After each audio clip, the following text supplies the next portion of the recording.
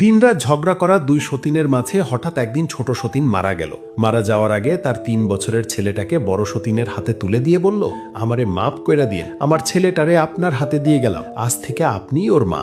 বড় সতীনের ঘরে 2 সন্তান ছিল, 2.5 বছরের এক ছেলে ও 5 বছরের এক মেয়ে। এখন তার সন্তান হলো 3 জন।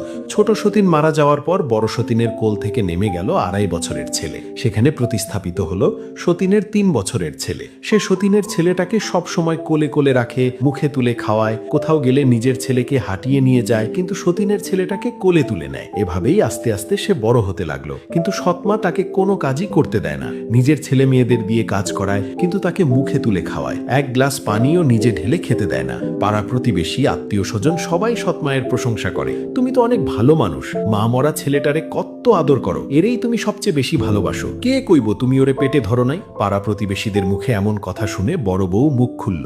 সে বলল, ভুল ভাবছেন আপনারা, আমি তো শোধ নিতাছি। ওর মা আমার স্বামীরে কায়রানি ছিল, আমারে 5টা বছর জ্বালাইছে, আমি সেই শোধ নিতাছি এই ছেলেটারে দিয়া। আমার ছেলে মেয়ে জীবনে চলতে শিখব, কিন্তু ওরে আমি আদর দিয়া পঙ্গু বানাইয়া দিতাছি। ও জীবনে চলতে গিয়া পদে পদে আছাড় খাইব, উইঠা দাঁড়াইতেও পারবো না। এই কথা বলেই সে প্রশান্তির হাসি দিল।